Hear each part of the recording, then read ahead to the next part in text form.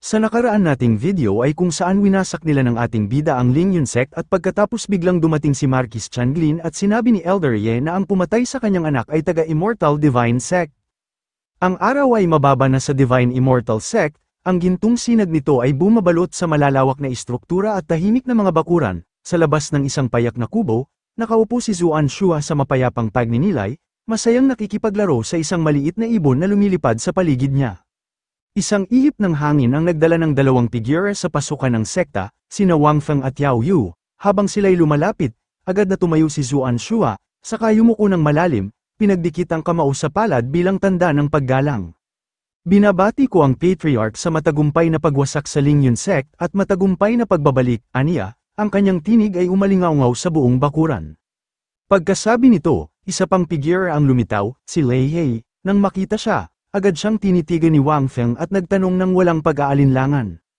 Lei He, napag-isipan mo na ba? Sasali ka ba sa amin? Malamig ngunit puno ng awtoridad ang tinig ni Wang Feng. Malalim ang buntong hininga ni Lei He, ang kanyang mga mata ay puno ng bigat ng mga alaala ng kanyang nakaraang buhay kung saan minsan na siyang tumindig sa rurok ng Profound Emperor Realm. Kahit sa aking nakaraang buhay, bilang isang Peak Profound Emperor Realm Master, hindi ko pinangahasang tawagin ang aking sekta na Divine Immortal, ngunit dito sa liblib na lugar na ito, isang munting sekta ang nangangahas gamitin ang pangalang yun. Nakakatawa, natatawang sabi niya, ang kanyang titig ay matalim. Isang mapanuksong ngiti ang lumitaw sa kanyang mga labi habang humarap siya kay Wang Feng. Paano maiintindihan ng isang maya ang ambisyon ng isang sisna? Sinasayang ko lang ang oras ko dito. Ang kanyang mga salita ay nagpasiklab ng galit sa mga mata ni Zuan Shua. Tumayo ito at lumapit. Bumibigat ang kanyang presensya. Bata, ipinapayo kong igalang mo ang pagsasalita sa Patriarch. Pulang aura ang lumabas mula kay Zuan Shua. Ang kanyang mga mata ay kumikinang sa halos banal na kapangyarihan. Sa isang iglap, inabot niya at hinawakan ang mukha ni Lei He sa isang matinding pagkakahawak. Ngunit si Lei He ay hindi natinag. Ang kanyang titig ay kasing tatag ng unos na bumalot sa pagitan nila.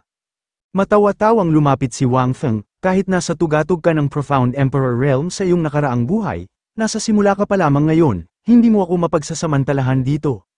Samantala, si Zuan Shua ay napaisip ng malalim, isang muling pagsilang ng isang Peak Profound Emperor Realm expert, kahit sa aking kasikatan, ako'y walang laban-laban sa isang tulad niya. Sa isang galaw, inilabas ni Wang Feng ang isang gintong pendant talisman, ang liwanag nito ay nagningning sa pagitan nila. Huwag kang magmadaling tumanggi, saka mo na ako sagutin kapag nasa loob ka na. Pagkatapos, lumingon siya kay Zuan Shua at nagutos, Zuan Shua, bantayan mo ang lugar na ito pansamantala upang maiwasan ang natitirang miyembro ng Lingyun sect na magdulot ng gulo. Mataas ang noo ni Zuan Shua na yumuko. Opo, Patriarch. Sa loob ng sekta, mapanuring iginala ni Lei He ang kanyang tingin sa paligid, kayang lumikha ng isang Profound Emperor Realm powerhouse ng maliliit na mundo.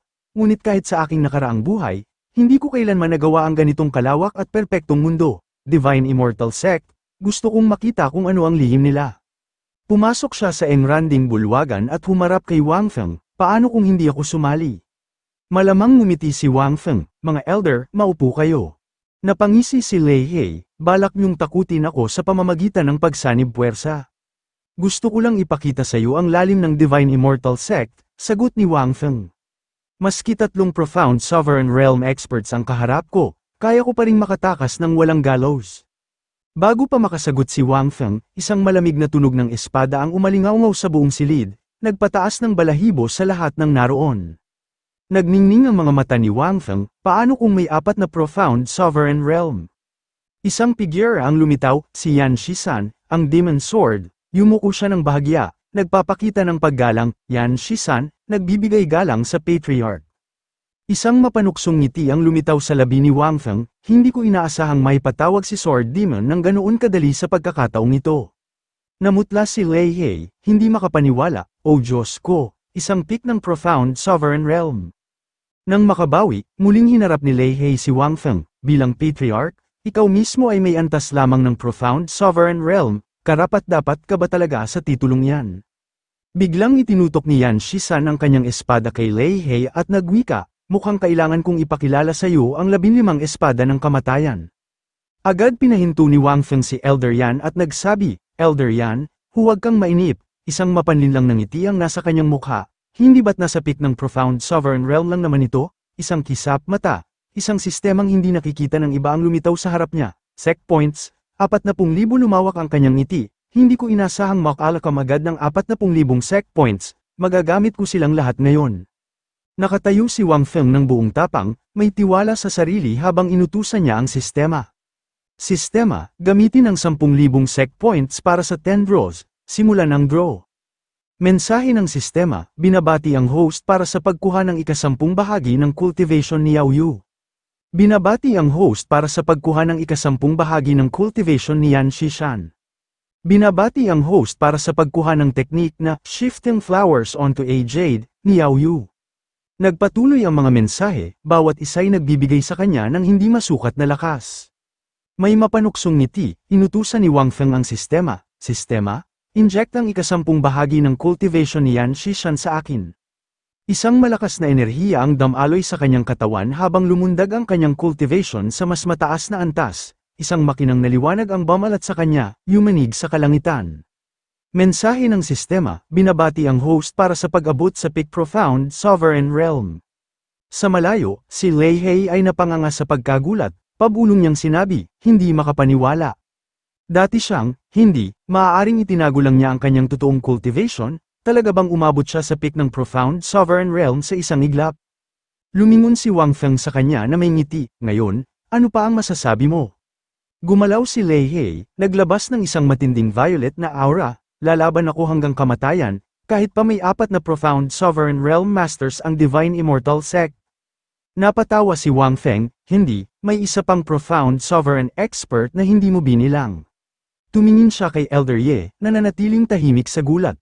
Natawa si Lei He at wika, niloloko mo ba ako? Nasa Nobility Realm pa lang siya.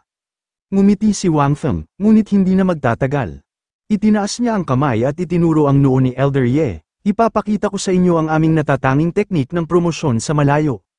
Kahit noong ako'y isang Peak Profound Emperor sa aking nakaraang buhay, hindi ko magagawa ang sinasabi mo, imposible ang promosyon sa malayo. Ngumisi si Wang Feng, dahil hindi mo kaya, hindi ibig sabihin na hindi ko kaya.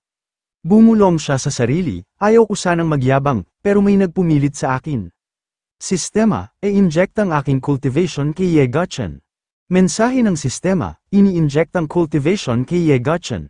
Naglabas ng gintong enerhiya si Ye Guchen, ang kanyang mga mata ay nagliliwanag sa matinding kapangyarihan, ang kanyang aura ay sumabog sa anyo ng dumadaloy na liwanag, pinapaliwanagan ang buong larangan ng digmaan ng isang banal na lakas, ang kanyang presensya ay nagdulot ng pangangatag sa mga nakapaligid.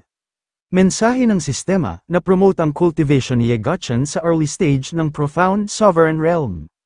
Agad nagpasalamat si Ye Guchen sa harap ni Wang Feng, maraming salamat, Patriarch. Pinagpaglang ito ni Wang Feng, walang anuman, madali lang yan. Mula sa karamihan, ngumiti si Zimen Piaozu, puno ng kasab-ikan, salamat, Patriarch, may katumbas na kalaban na ulit ako. Basang-basa ng pawis, hindi pa rin makapaniwala si Lei He, siya, talaga bang itinulak niya si Elder Ye patungo sa Profound Sovereign Realm? Humarap si Wang Feng kasama ang mga elders kay Lei He, ang kanyang aura ay naglalabas ng awtoridad. Ngayon, 5 na ang Profound Sovereign sa Divine Immortal Sect, kabilang ako, ang Patriarch, kahit gusto mo pang lumaban hanggang kamatayan, wala kang magagawa. Inilapit niya ang kanyang daliri sa noo ni Lei He, ano sa tingin mo, gusto mo bang sumali sa sekta ko? Matutulungan kitang bumalik sa iyong tugatog, at lampasan pa ito. Saglit na nag-isip si Lei He bago tumango, sasali ako sa sekta mo ng 10 taon, pagkatapos noon, aalis ako, at hindi mo dapat isiwalat ang aking yaman.